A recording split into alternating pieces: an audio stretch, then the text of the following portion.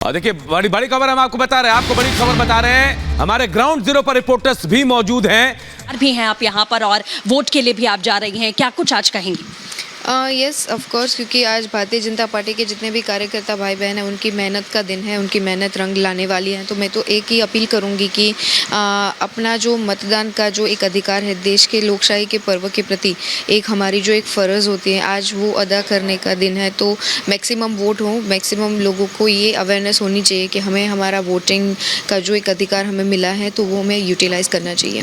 बिल्कुल, 27 साल से उस पार्टी का शासन यहाँ पर रहा है और पिछले महीनों में हमने देखा कि किस तरीके से ताबड़तोड़ प्रचार प्रसार भी हुआ। आज वो अग्नि परीक्षा का दिन है, तो उससे पहले क्या कुछ कौतूहल भी है आपके मन में?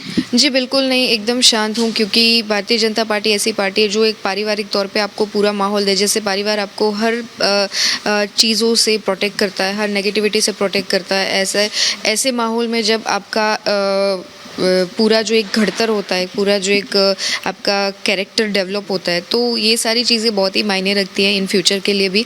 और जिस हिसाब से हमने पिछले कई दिनों से लोगों के बीच में जाके संपर्क बनाने की कोशिश की, लोगों के विचार जानने की कोशिश की, तो ये एक निश्चित तौर पे ये बात मेरे लिए भी, मुझे भी समझ आती है कि लोगों के लिए, लोगों की भारतीय जनता पार्टी के लिए जो एक विश्वास है, खास करके हमारा जो केंद्र का नेतृत्व है, माननीय प्रधानमंत्री नरेंद्र मोदी जी, उनके प्रति लोगों का जो एक लगाव है वो बहुत ही ज़्यादा मायने रखता है। और वो लगाव मैंने जो पिछले दिनों में महसूस किया, तो कोई वो उलझन नहीं है, कुछ नेगेटिविटी नहीं है, नर्वसनेस भी नहीं है, बस एक है कि ज़्यादा से ज़्यादा वोटिंग हो, क्योंकि शादी भी बहुत है इस पूरे वीक में।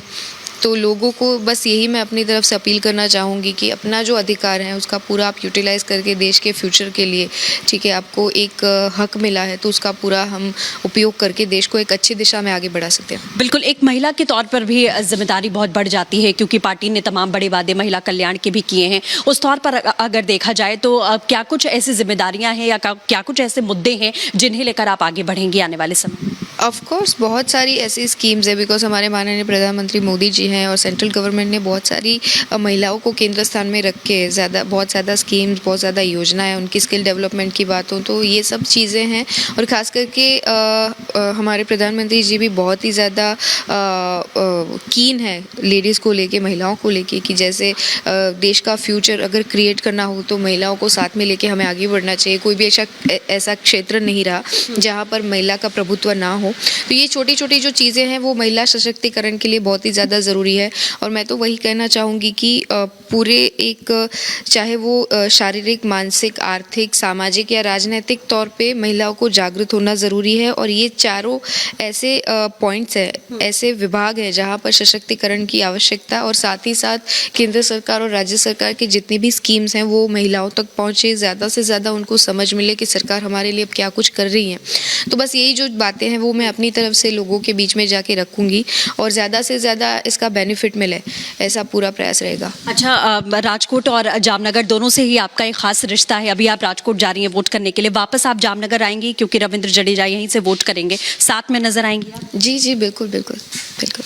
बहुत शुक्रिया हमसे बातचीत करने के लिए। तो आप सुन रहे थे रेबाबा जडेजा को, जो आप साफ तौर पर देख रहे हैं कि वो यहाँ से निकल रही हैं अब जाने के लिए राजकोट में, चूंकि उनका वोट है और वहीं पर वो वोट कास्ट करेंगी। उसके बाद जिस तरीके से उन्होंने खुद इस बात की जानकारी दी कि वो वापस लौटेंगी, क्योंकि रविंद्र जडेजा जो कि भारतीय खिलाड़ी हैं, क्रिकेटर हैं, वो उनके पति यहाँ से वोट कास्ट करेंगे जामनगर से। 10 बजे का समय यहाँ पर बताया गया है जब वो यहाँ से वोटिंग करेंगे। लेकिन आपने रेबाबा जडेजा की ये तमाम बातें जो हैं वो लगातार यहाँ पर सुनी कि किस तरीके से वो निश्चिंतता के साथ में यहाँ से निकल रही हैं राजकोट में अपने मत के अधिकार का इस्तेमाल करने के लिए, और उसके बाद वो वापस जामनगर आएंगी। जामनगर की उत्तर सीट से वो उम्मीदवार हैं और उम्मीदवार के साथ साथ अपना जो वोट वो डालेंगी वो राजकोट में डालेंगी, लेकिन जामनगर वापस लौटेंगी। उनके पति रविंद्र जडेजा जब 10 बजे वोट